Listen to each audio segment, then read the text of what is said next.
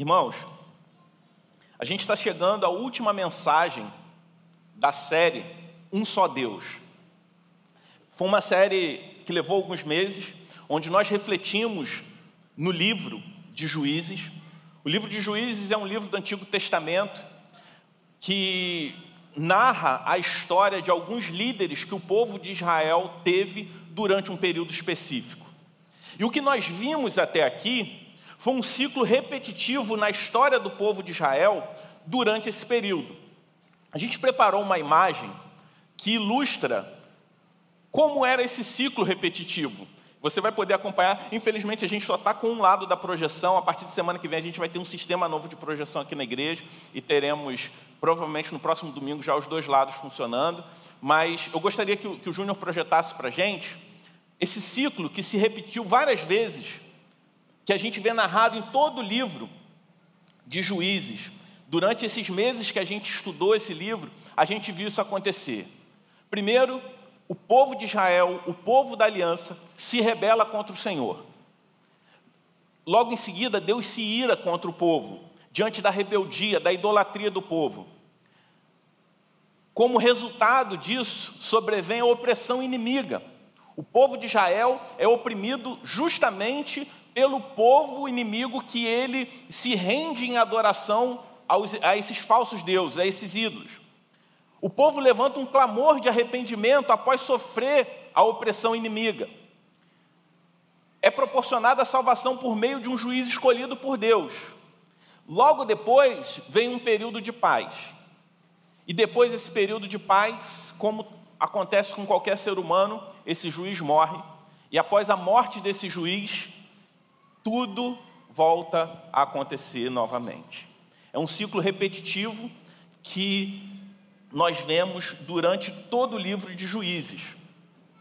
E o Senhor levanta esses líderes, chamados de juízes. Não eram reis, eram líderes militares que atuavam especificamente para libertar o povo naquele momento de opressão que eles estavam vivendo. Mas o que nós vemos é que todos esses juízes, todos esses homens e essa mulher, no caso de Débora, que foi uma das juízas, todos eles falharam. Todos eles demonstraram não só suas virtudes, mas também suas fraquezas.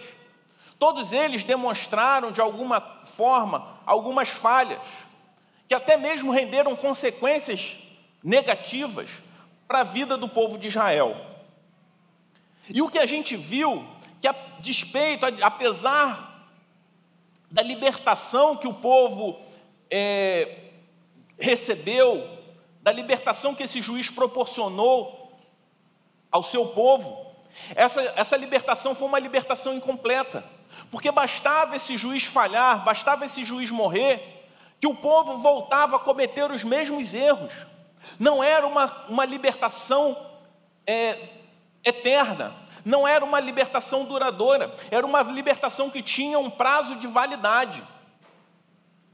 Então o que acontece agora no trecho final desse livro, na narrativa dos capítulos 19, 20 e 21, é o desfecho desse período. Não tem mais um juiz levantado por Deus, mas o que nós vemos aqui é o resultado desse período em que o povo de Israel vivia. Retrata bem a situação do povo da aliança naquele período. Por isso eu te convido a deixar a sua Bíblia aberta no livro de Juízes, no capítulo 19. A gente não vai ler esses 3 capítulos, óbvio, mas a gente vai, no decorrer dessa mensagem, citar alguns trechos do capítulo 19, 20 e 21. Porque esses 3 capítulos narram uma única história, narra um período único que encerra esse ciclo repetitivo na vida do povo de Israel. Por isso eu te convido, a gente vai ler os 3 primeiros versículos do capítulo 19 de Juízes. A palavra de Deus diz assim: naquela época não havia rei em Israel. Aconteceu que um levita que vivia nos montes de Efraim, numa região afastada, tomou para si uma concubina, que era de Belém de Judá. Mas ela lhe foi infiel. deixou-o e voltou para a casa do seu pai, em Belém de Judá. 4 meses depois, seu marido foi convencê-la a voltar. Ele tinha levado o seu servo e 2 jumentos. A mulher o levou para dentro da casa do seu pai, e quando seu pai o viu, alegrou-se. O que nós percebemos logo no início dessa última história do povo de Israel no período de Juízes? O autor, ele enfatiza que naquela época não havia rei em Israel. Eu queria fazer um comparativo com as outras histórias que nós vimos até aqui. Vocês perceberam que as outras histórias sempre começavam falando o seguinte: naquele tempo, o povo de Israel fez aquilo que era reprovável aos olhos do Senhor, ou o povo voltou a fazer o que era reprovável aos olhos do Senhor. Algumas semanas atrás, nós meditamos em 2 versículos de Juízes, onde nós vimos o versículo que encerra esse livro, que diz que naquele período, que não havia um rei em Israel, cada um fazia aquilo que era certo aos seus próprios olhos. Essas 3 expressões, fazer o que era reprovável aos olhos do Senhor,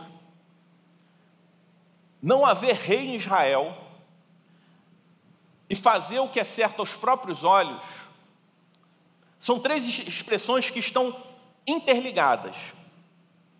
São 3 expressões que estão apontando para uma mesma realidade. E o autor, ele enfatiza nessa história final o fato de não haver um rei em Israel. Não existia um rei lá. O livro de Juízes vai encerrar no capítulo 21, falando que cada um fazia o que era certo aos próprios olhos, apontando para uma falta de comando, para uma falta de padrão, para uma falta de critério, onde cada um seguia aquilo que o próprio coração mandava. E logo em seguida, nós vemos o autor falando sobre a história de um levita. E antes da gente entrar nessa história, eu queria esclarecer para vocês, talvez você não saiba exatamente, ou até mesmo tenha uma concepção errada de quem eram os levitas. Talvez você venha de uma tradição evangélica que chama, por exemplo, os irmãos da igreja que servem no louvor de levitas. Mas os levitas não eram simplesmente músicos. Todo músico do culto do Antigo Testamento era um levita, mas nem todo levita era músico. E o trabalho do levita não se resumia à música. Levita eram homens que viviam completamente separados, que viviam integralmente do serviço à casa de Deus e eram responsáveis por toda a preparação do culto, que incluía a música. Mas eles cuidavam, por exemplo, da limpeza do local dos sacrifícios, eles cuidavam de todos os detalhes e tinham uma vida completamente dedicada ao serviço, ao culto a Deus. Então, essa era a função dos levitas. O levita era um líder espiritual daquela época.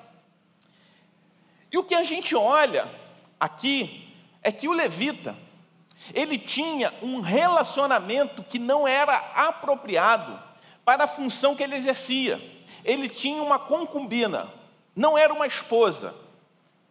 A concubina era um relacionamento aceito pela sociedade da época, mas que não era apropriado para alguém que exercia aquela função. Era uma espécie de amante legalizada.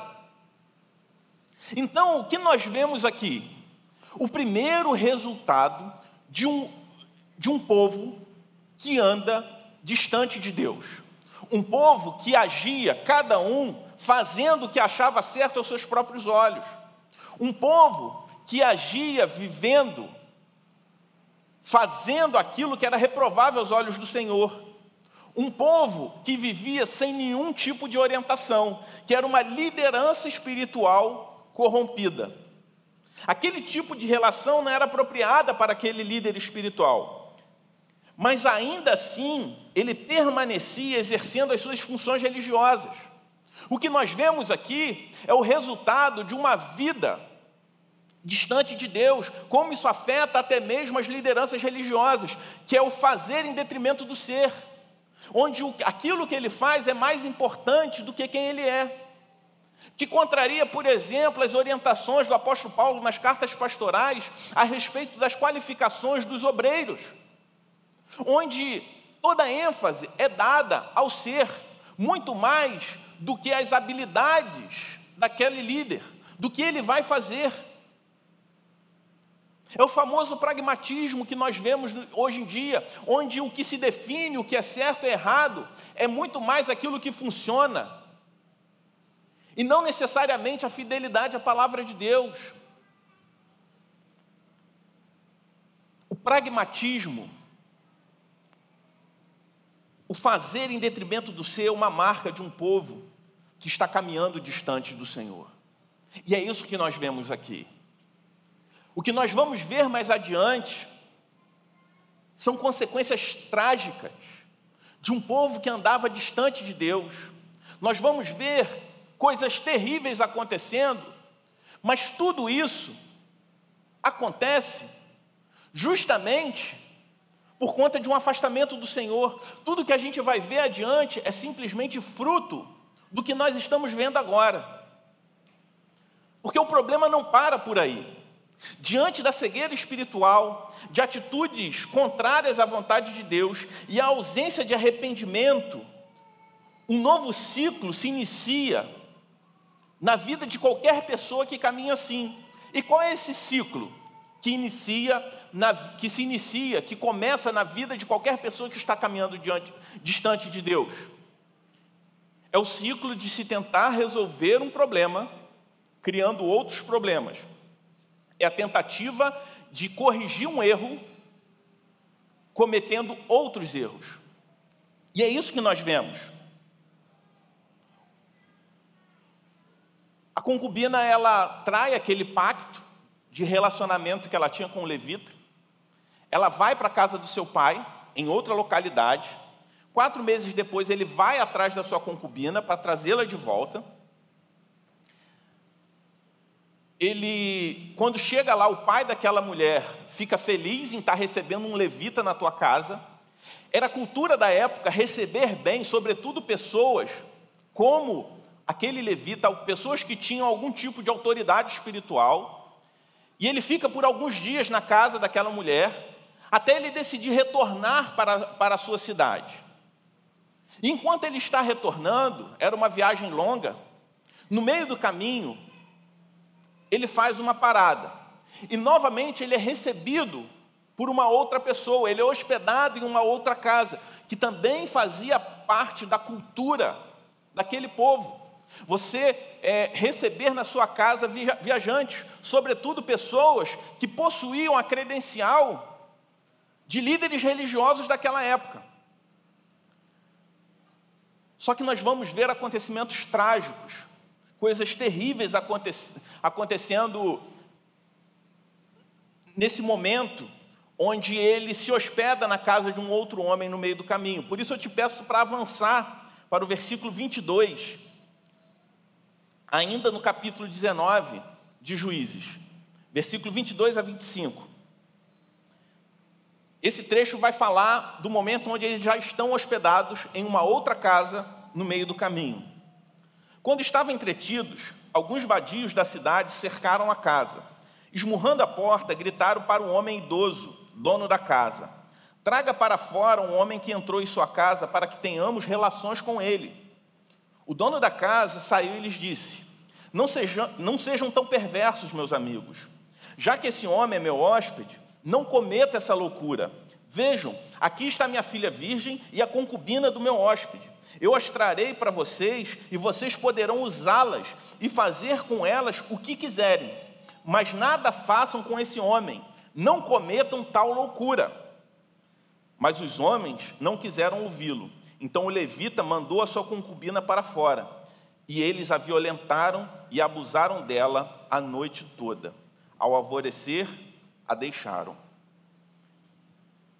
Irmãos, se a gente visse uma notícia nos jornais de hoje em dia, narrando um fato parecido com esse, seria algo que ficaríamos completamente escandalizados, aterrorizados. O que nós vemos aqui é que depois que o pecado entrou na vida do homem, após a queda do Éden, o homem ele sempre foi perverso. O mundo ele não piorou, a gente tem aquela sensação que a cada dia que passa o mundo está pior e que o homem faz coisas hoje em dia que no passado ele não fazia. Às vezes a gente busca, até mesmo tem a falsa sensação ou o pensamento equivocado de tentar buscar redenção em simplesmente voltar ao passado. Mas o que nós vemos é que depois da queda, o homem sempre foi capaz de fazer coisas terríveis, sempre que ele se propôs caminhar distante do Senhor. O que nós vemos aqui é uma outra marca de um povo que está caminhando distante do Senhor. A indiferença com a maldade. Aquele homem, o pai, aquele homem idoso, que hospedou o levita e sua concubina, no versículo 24, diante daqueles homens depravados e loucos que tentaram invadir a sua casa, ele considera loucura o que eles queriam fazer com o levita, mas não consideram loucura ele entregar a sua própria filha, a concubina do levita, para que elas fossem violentadas por aqueles homens. O que nós vemos aqui é uma segunda marca de um povo que está distante de Deus, que é a perda total de referências. O povo havia perdido completamente a referência do que é certo ou errado. Eram indiferentes à maldade, fruto de uma cultura pagã que o povo da aliança abraçou. A proposta que aquele homem faz é igual à proposta de Sodoma e Gomorra.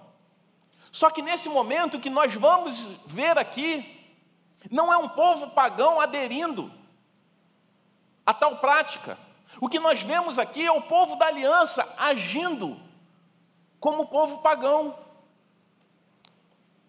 Vamos ver o que acontece logo em seguida, no versículo 26 a 30. Ao amanhecer, a mulher veio e caiu à porta da casa do homem, onde o seu senhor estava hospedado. E ela ficou ali até o clarear do dia. De manhã, quando o seu senhor se levantou e abriu as portas da casa para continuar a viagem, eis que a mulher, sua concubina, jazia à porta da casa. Com as mãos sobre a soleira, ele lhe disse: levante-se e vamos embora. Porém não houve resposta. Então o homem a pôs sobre o jumento e foi para a sua casa. Chegando à casa, pegou uma faca e cortou o corpo da concubina em 12 pedaços e enviou os pedaços para todas as regiões da terra de Israel. Todos os que viram isso diziam: nunca se fez uma coisa dessas, nem se viu nada semelhante desde o dia em que os filhos de Israel saíram da terra do Egito até o dia de hoje. Pensem nisso, discutam entre si e digam o que se deve fazer. Irmãos, quando a gente acha que a história já está feia demais, que não tem como piorar, nós vemos coisas ainda mais terríveis acontecendo. O que vemos aqui é o retrato de até onde a humanidade é capaz de ir quando se caminha sem o Senhor. Quando agimos assim, quando estamos vivendo distante de Deus, a tendência natural do homem é sempre tentar reparar um erro com outro erro, se tornando indiferente com a maldade, perdendo a referência daquilo que é certo e vivendo uma vida completamente de pecados. É sobre esse estilo de vida que a palavra de Deus fala, que aquelas pessoas viviam de acordo com aquilo que era certo aos seus próprios olhos. Capítulo 20. a partir do versículo 1, nós vamos ver como foi a reação do povo ao ver os pedaços do corpo daquela mulher espalhado por todas as regiões de Israel. Então os israelitas de Dan, Beresba e de Gileade saíram como um só homem e se reuniram em assembleia perante o Senhor em Mispá. Os líderes de todo o povo das tribos de Israel tomaram seus lugares na assembleia do povo de Deus. 400.000 soldados armados de espada. Os benjamitas souberam que os israelitas haviam subido de Mispá. Os israelitas perguntaram: como aconteceu essa perversidade? Então o levita, marido da mulher assassinada, disse: eu e minha concubina chegamos a Gibeá de Benjamim para passar uma noite. Durante a noite, os homens de Gibeá vieram para atacar-me e cercaram a casa, com a intenção de me matar. Então violentaram minha concubina e ela morreu. Peguei minha concubina, cortei-a em pedaços e enviei um pedaço a cada região da herança de Israel, pois eles cometeram essa perversidade e esse ato vergonhoso em Israel. Agora, todos vocês, israelitas, manifestem-se e deem seu veredito. Todo o povo se levantou como se fosse um só homem, dizendo: nenhum de nós irá para casa, nenhum de nós voltará para o seu lar. Mas é isso que faremos agora contra Gibeá. Separaremos, por sorteio, de todas as tribos de Israel, de cada 100 homens, 10, de cada 1.000 homens, 100, e de cada 10.000 homens, 1.000, para conseguirem provisões para o exército poder chegar a Gibeá de Benjamim, e dar a eles o que merecem por esse ato vergonhoso cometido em Israel. E todos os israelitas se juntaram e se uniram como um só homem contra a cidade. As tribos de Israel enviaram homens a toda a tribo de Benjamim, dizendo: o que vocês dizem dessa maldade terrível que foi cometida no meio de vocês? Agora entreguem esses canalhas de Gibeá para que os matemos e os eliminemos esse mal de Israel. Os benjamitas não quiseram ouvir os seus irmãos israelitas. O que nós vemos aqui, meus irmãos, é uma nação chocada por um lado, mas por outro lado, nós não conseguimos ver arrependimento. O que nós vemos na atitude do levita é uma tentativa de se vingar contra aqueles homens, mas ao mesmo tempo uma indiferença total em relação àquela mulher que foi morta. Ele tinha uma relação com aquela mulher simplesmente alguém que lhe proporcionava favores para suprir os seus desejos. Alguém que foi completamente indiferente com aquela mulher e depois demonstra uma indignação diante de um fato que também é responsabilidade sua. E nós vemos um povo indignado, porém não arrependido. Um povo que não conseguia olhar para aquele levita e ver que aquele levita não poderia representar espiritualmente o povo da aliança. Que o que tinha acontecido com aquela mulher não era o problema em si, mas era resultado de um problema muito maior, que era o afastamento completo da nação de Israel ao seu Senhor. A degradação espiritual do povo já estava acontecendo há muito tempo, e esse fato ocorrido era apenas resultado disso. O que nós vamos ver até o final do capítulo 21 é uma sucessão de erros, uma sucessão de erros, onde o povo que estava dentro de um buraco tenta sair desse buraco sem o auxílio do Senhor, e o que nós vemos é o povo se afundando ainda mais. O povo da aliança começa então a guerrear contra si mesmo.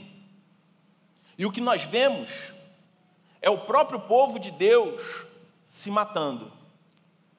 E depois disso tudo, depois de promover uma carnificina, de deixar apenas 600 soldados vivos, nós vemos eles tentando resolver um outro problema que eles criaram com mais erros. Era erro atrás de erro. Ao perceber que só sobraram 600 soldados,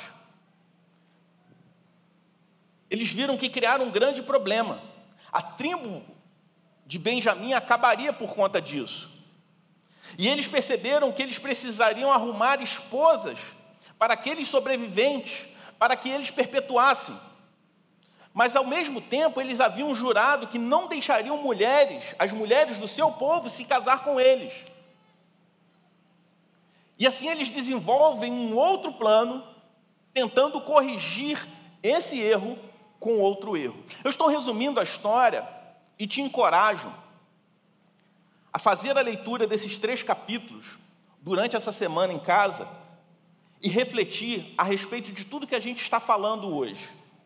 E eu gostaria de caminhar para a aplicação, lendo o último versículo do capítulo 21, que diz: naquela época não havia rei em Israel, cada um fazia o que lhe parecia certo. Diante de tanta crueldade, diante de todos esses problemas, a pergunta que eu faço para você, meu irmão, minha irmã, é o que de fato aquele povo precisava. Talvez você esteja pensando que o livro de Juízes existia com um propósito, ou existe com um propósito, de defender a necessidade de uma monarquia para a nação de Israel. Talvez você esteja pensando que o problema da degradação espiritual do povo de Israel era a ausência de um rei. Talvez você esteja pensando que o livro de Juízes existe com um propósito para fazer uma apologia à monarquia de Davi. Que o povo estava caminhando, agindo dessa forma, simplesmente porque não havia um governo político que os orientasse. Mas o que nós vamos ver depois do período de Juízes é que os reis que foram levantados posteriormente, de alguma forma também falharam. Em alguma proporção, o povo tornou a se perder em seus caminhos, mesmo possuindo um rei. O livro de Juízes é um retrato explícito do povo de Deus, quando não há arrependimento. O povo de Deus que hoje é a igreja. Nenhum povo pagão, durante toda a narrativa de Juízes, foi culpada por estupro, matança, carnificina e sequestro.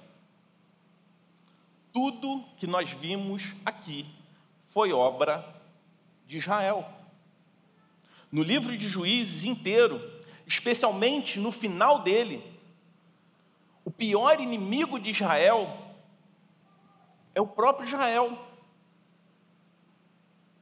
E, infelizmente, muitas vezes a mesma conclusão se aplica ao povo de Deus hoje em dia também. Esse livro nos alerta para os nossos próprios feitos. Quando deixamos que Cristo não seja mais verdadeiramente Senhor da igreja e passamos a fazer aquilo que julgamos correto aos nossos próprios olhos. O livro de Juízes mostra que, embora sejamos o problema, nunca seremos a nossa própria solução. Que o povo de Israel era o grande problema, e todas as vezes que eles julgaram ser também a solução, eles se afundaram ainda mais. Que a nossa grande necessidade na vida é exatamente a mesma necessidade de Israel, encontrar um rei. Só que eu não estou falando do rei Davi. Como eu disse, o livro de Juízes não é uma apologia a uma monarquia davídica. Eu não estou falando de um rei que vai melhorar o problema da nossa sociedade. O que eu estou falando é que quando a gente olha para esse livro, é como se esse livro gritasse para nós o seguinte: reparem a insuficiência da natureza humana. Nós precisamos mais do que comandantes esporádicos e carismáticos.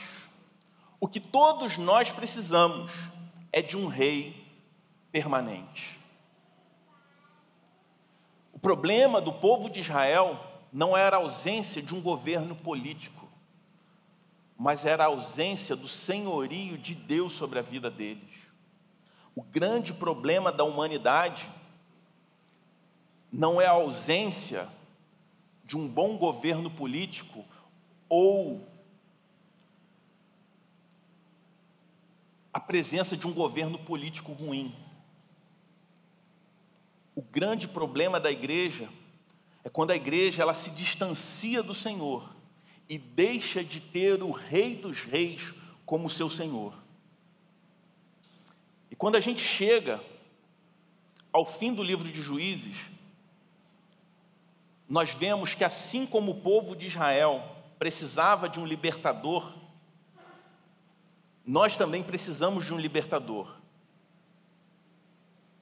Um libertador que, quando a gente olha para a palavra de Deus, um libertador que nós naturalmente não estamos procurando. Romanos 3:11 vai dizer: não há quem entenda, não há quem busque a Deus.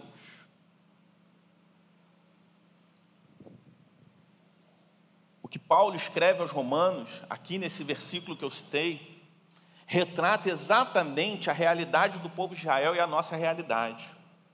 Quando nós não somos encontrados pelo Senhor, nós andamos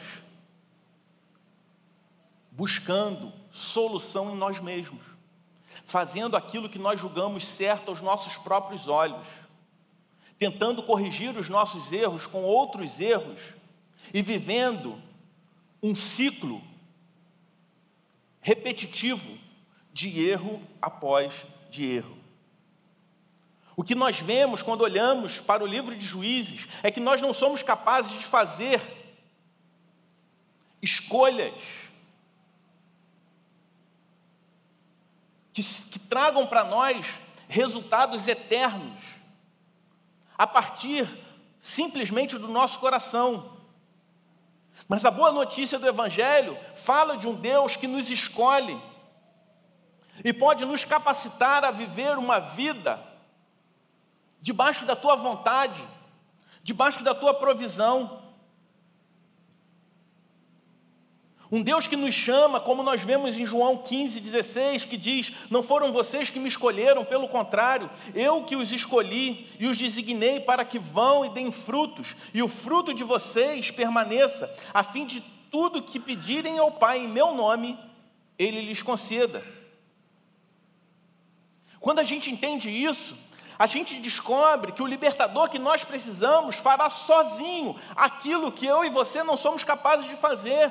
Como está escrito lá em Efésios 2, do versículo 4 ao 5, que diz: mas Deus, sendo rico em misericórdia, por causa do grande amor com que nos amou, e estando nós mortos em nossas transgressões, nos deu vida juntamente com Cristo.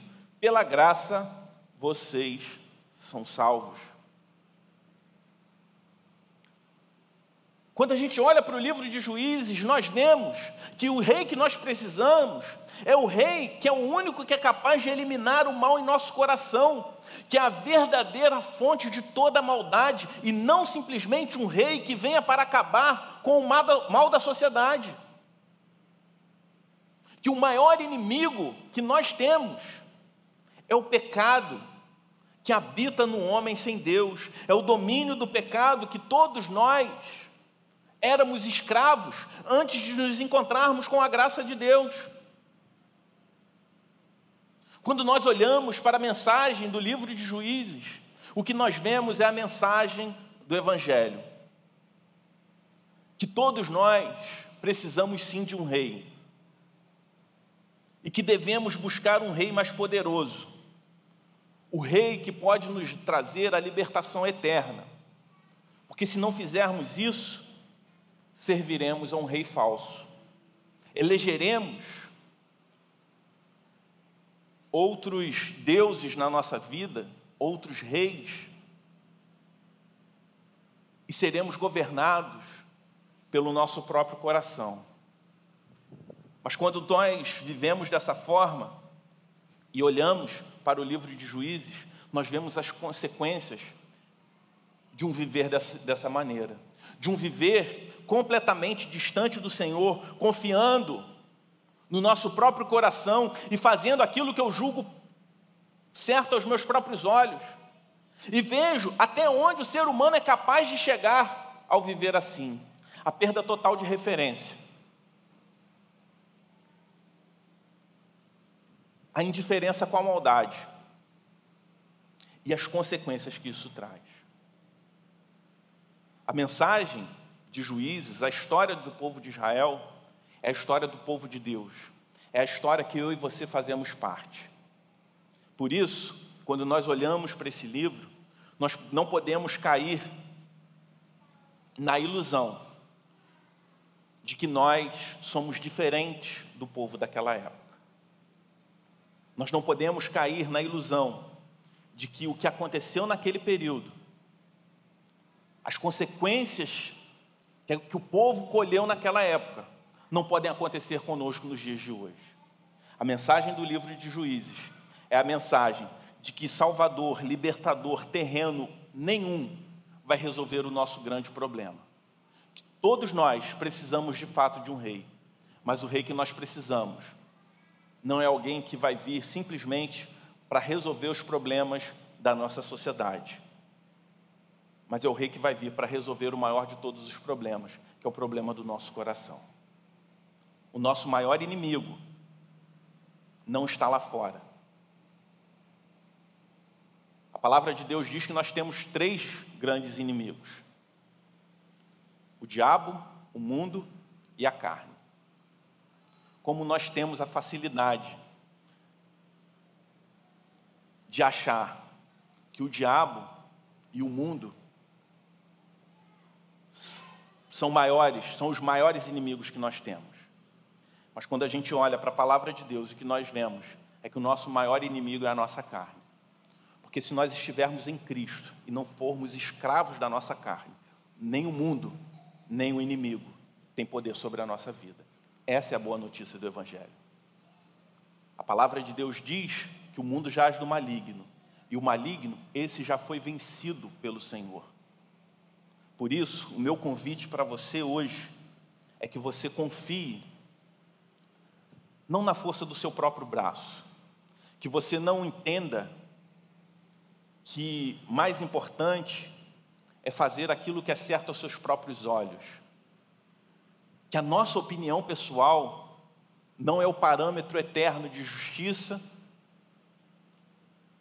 que sem um rei eterno, todos nós andamos perdidos. E pior, às vezes andamos perdidos, achando que estamos fazendo aquilo que é certo. Que eu e você somos carentes e precisamos da graça de Deus. Precisamos desse rei que nos amou quando ainda nós éramos seus inimigos.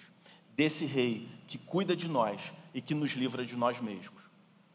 Desse rei que nos liberta da escravidão do pecado e nos adota como filhos e nos faz caminhar numa vida abundante que só Ele pode dar. Vamos orar? Pai querido, nós te louvamos pelo teu amor, pela tua graça. Te louvamos, Senhor Deus, porque quando olhamos para a história do povo de Israel nesse período, como eles andavam perdidos,